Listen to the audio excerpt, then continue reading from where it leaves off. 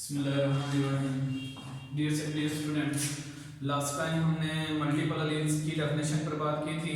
आज हम बात करते हैं मल्टीपल एलील की जो एग्जांपल है ह्यूमंस में एबीओ ब्लड ग्रुप सिस्टम और उसकी ट्रांसफ्यूजन पर। तो सबसे पहले इसकी डिस्कवरी पर बात करते हैं। एक साइंटिस्ट थे जिन्होंने 1901 में कैरल लैंड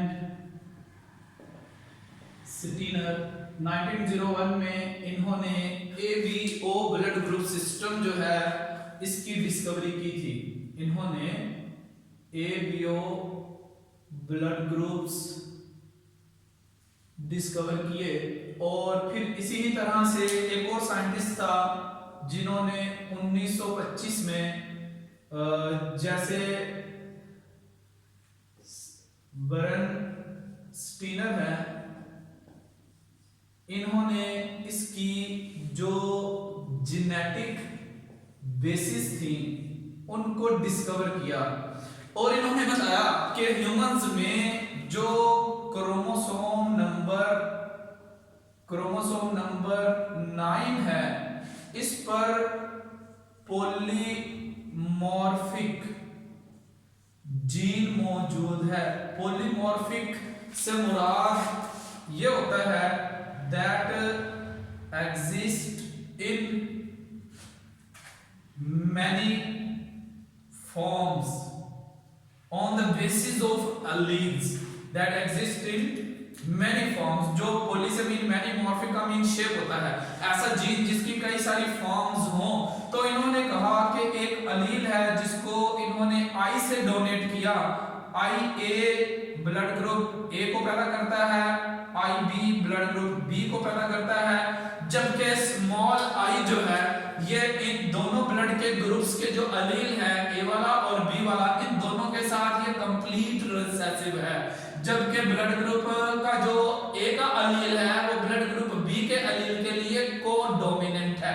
तो लिहाजा इन्होंने देखा कि ये 3 ब्लड ग्रुप्स हैं और इन 3 ब्लड ग्रुप्स की जो डिफरेंट आपस में कॉम्बिनेशंस हैं और उनके जरिए से जो पैदा होने वाले ब्लड के ग्रुप्स की जो फिनोटाइप्स हैं वो 4 पैदा होती हैं, यानी 4 फिनोटाइप्स जो है प्रोड्यूस करते हैं ह्यूमंस के अंदर a polymorphic gene that is called AIB and small I. अब हम जरा देखते हैं कि ये ब्लड ग्रुप्स कैसे पैदा होते हैं। तो हम देखते हैं कि अगर किसी इंडिविजुअल में IA वाला जीन है तो हम ये देखते हैं ये जो जीन्स हैं, यानी हम इधर लिखते हैं इट इज द जीनोटाइप और फिर इसके बाद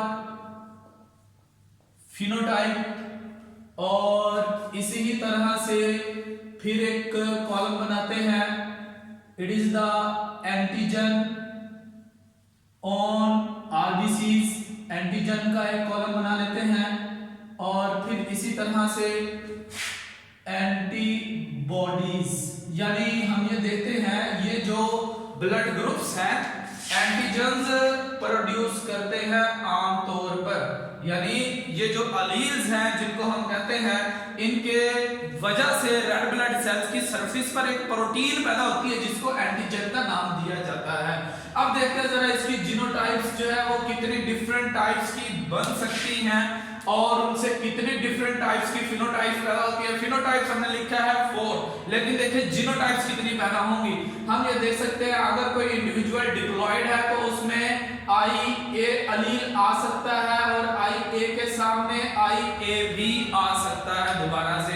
इसी तरह से हम देखते हैं कि एक और इंडिविजुअल है जिसमें IA आ जाए और उसके सामने स्मॉल आई वाला अलील भी आ सकता है। और इसी ही तरह से मजीद जो है वो अगर हम देखें कोई इंडिविजुअल है जिसमें IB वाला अलील आया तो उसके सामने IB वाला अलील भी आ सकता है। डिप्लॉयड इंडिविजुअल्स की बात हो रही है ना। और इसी ही तरह से हम कहते हैं कि एक इंडिविजुअल IB और इसके सामने वाले होमोलॉग पर स्मॉल आई याना रिसेसिव अलील भी आ सकता है। और इसी ही तरह से मजीद अगर हम देखें एक इंडिविजुअल ऐसा है जिसमें IA अलील आया लेकिन उसके दूसरे होमोलॉग पर IB वाला अलील भी आ सकता है।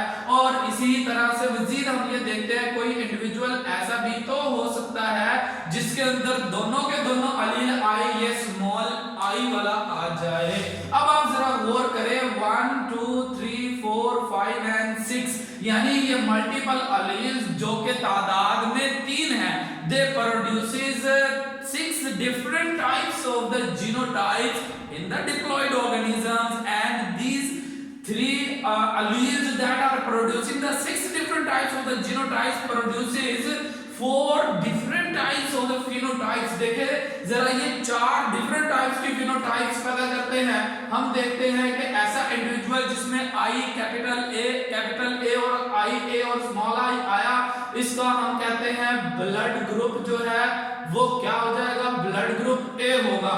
और इसी तरह से ये वाला इंडिविजुअल जिसके अंदर आई कैपिटल बी और आई कैपिटल बी और स्मॉल आई वाला अलील आया है, इसका ब्लड ग्रुप बी कहलाएगा। लेकिन इसी तरह से देखें ये आई ए वाला अलील आई बी वाले अलील के साथ अलीलिक इंटरेक्शन में कोडोमिनेंट है, जो इससे पहले हम पढ़ के आ चुके हैं। लिहाजा इस तरह से इस पर्सन का जो ब्लड ग्रुप होगा it will be the A B होगा। और इसी तरह से ये वाला इंडिविजुअल जिसमें हम देखते हैं दोनों के दोनों स्मॉल आई वाला अलील आया, यानी हम देखते हैं जीन्स के लेवल पर जो म्यूटेशन से ये नया तीसरा अलील जो प्रोड्यूस हुआ, ये इन दोनों के लिए जो है वो कंप्लीटली रिसेसिव है, जबकि आई ए वाला आई बी के लिए कोडोमिनेंट का रोल प्ले करता है। तभी तो फिनोटाइप ब्लड ग्रुप की ए बी प्रोड्यूस होती है, कंप्लीटली ब्लड ग्रुप ए भी है और बी भी है। और इसी तरह से स्मॉल आई वाले का ब्लड ग्रुप जो है वो हम देखते हैं यहाँ पर, देखिए ये ब्लड ग्रुप प्रोड्यूस करेगा ओ ब्लड ग्रुप। इसी तरह से आप अगर जरा देखें तो हम देखते हैं जो जीन्स होते हैं वो रेड ब्लड सेल्स की सरफेस पे एक खास प्रोटीन पैदा करते हैं। ये हम आरबीसीज बना लेते हैं, सपोज किया कि अब देखिए जरा ये आरबीसी है, अगर इस आरबीसी की सरफेस पे एंटीजन ए अटैच हो तो इसका मतलब ये हुआ it is the blood group A, क्योंकि इस फिनोटाइप के पर्सन में एक कम से कम आई ए वाला अलील जो कि स्मॉल आई के लिए डोमिनेंट है वो मौजूद था। और इसी तरह से इस पर्सन में आई बी वाले जो है वो एंटीजन्स पैदा होंगे, हम इनको एंटीजन्स कहते हैं। These are called the antigen because these are the proteins that are attached on the surface of the RBC. इसी तरह से ये भी एक आरबीसी है। अब देखिए इस पर्सन के ब्लड ग्रुप में आई ए वाला एंटीजन भी है, जीन भी है, तो इसका मतलब इस पे आई ए वाला एंटीजन भी लगेगा, आई बी वाला एंटीजन भी लगेगा।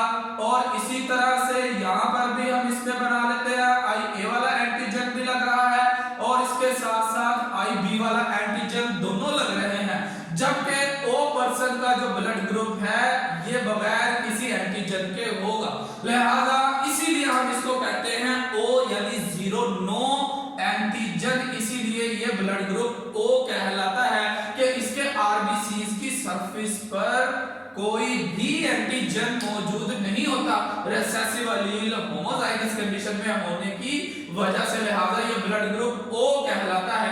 अब हम ये देखते हैं कि ये जो एंटीजन्स हैं किसी भी पर्सन के ब्लड ग्रुप में एक खास तरह की प्रोटीन पैदा करते हैं जिसको हम नाम देते हैं इट इज कॉल्ड एंटीबॉडीज। यानी हम देखते हैं आई बी वाला एंटीजन हो, आई ए वाला एंटीजन हो, ए बी वाले एंटीजन हो, ये ब्लड में एक खास प्रोटीन्स पैदा करते हैं and these proteins are called antibodies. Actual में ये एंटीबॉडीज जो है क्या काम करती हैं, रिकॉग्नाइज करती हैं आरबीसीज की सरफेस पर जो एंटीजन मौजूद हो। लिहाजा अगर ब्लड ग्रुप ए होगा तो इससे मुराद ये लेंगे कि इस पर्सन के ब्लड के ग्रुप में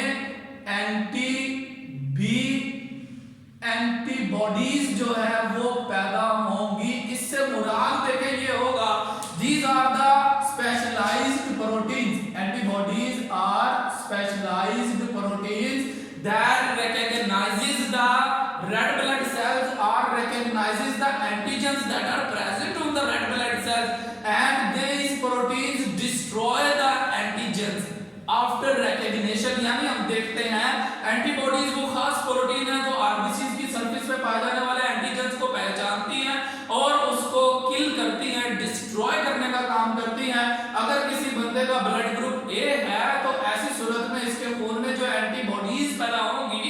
वो बी वाली पैदा होंगी, वरना इस ए ब्लड ग्रुप सिस्टम में अगर ए वाली एंटीबॉडीज पैदा हो जाए तो इस बंदे की खून की एंटीबॉडीज खुद इसके एरिथ्रोसाइट्स यानी रेड ब्लड सेल्स को डिस्ट्रॉय कर देगी। लिहाजा हम कहते हैं एंटीजन ए की मदद से जो आरबीसी की सरफेसेस पर लगते हैं एंटीबॉडीज बी पैदा होती है।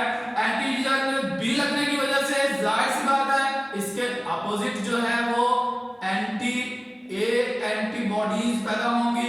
मतलब कहने का ये इस ब्लड ग्रुप वाले बंदे में जो एंटीबॉडीज पैदा होंगी these antibodies will work against the A antigen.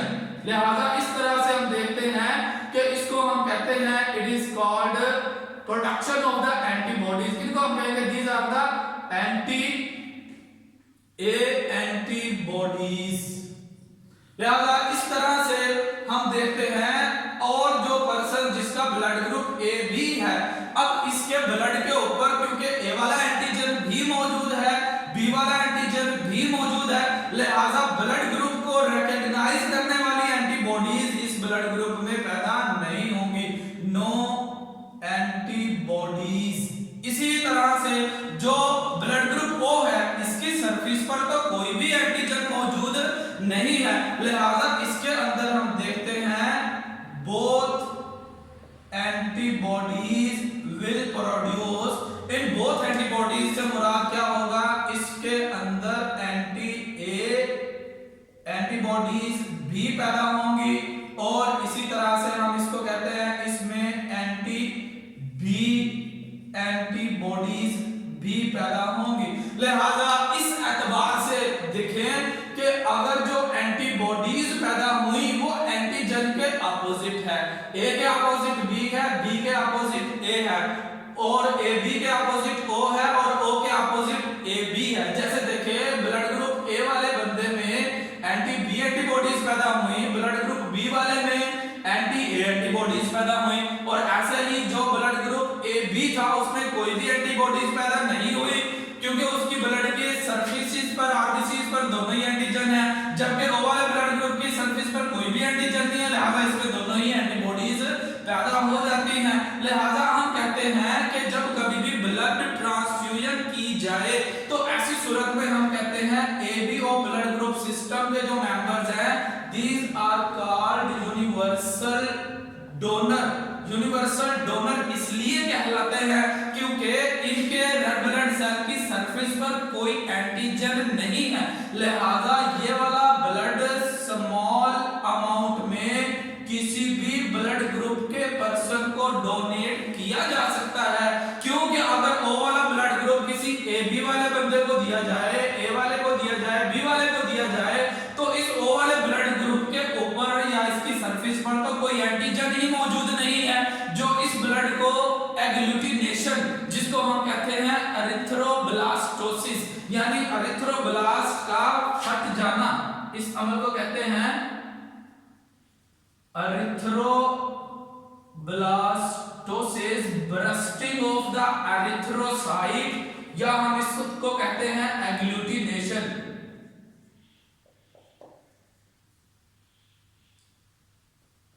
It is called agglutination, breakdown of the RBCs, bursting of the RBCs by the help of the antibodies। तो इस तरह से वो कहता है O blood group system are called universal donor और इसी तरह से जो ABO blood group system के मेंबर हैं हम इनको कहते हैं these are the universal recipient, these are called universal recipient. उसकी रीजन उसकी वजह यह है कि इनके ब्लड के सेल्स पर तो ए एंटीजन भी मौजूद है, बी एंटीजन भी मौजूद है लिहाजा ये स्मॉल अमाउंट में ब्लड बी वाले से भी ले सकते हैं क्योंकि 50% इन ब्लड ग्रुप्स के और इन ब्लड ग्रुप्स के एंटीजन सिमिलर हैं तो एग्लूटिनेशन के चांसेस बहुत कम हो गए या 50% है। और इसी तरह से ए वाले ब्लड ग्रुप से भी ले सकते हैं क्योंकि इनके ब्लड ग्रुप में एंटीबॉडीज भी है तो लिहाजा इसी तरह से स्मॉल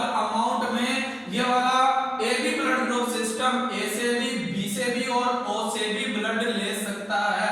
तो इस तरह से हम कहते हैं these are called universal recipient and universal donor. तो तो इस तरह से इस पूरे टॉपिक के अंदर हमने ये समझना है कि जीनोटाइप क्या है डिफरेंट, उससे कौन कौन सी फिनोटाइप्स पैदा हुई, एंटीजन कैसे अटैच होते हैं और उनकी वजह से ब्लड के सीरम में जो एंटीबॉडीज पैदा होती हैं उनकी आरबीसीज के साथ जो है वो इंटरेक्शन कैसे है।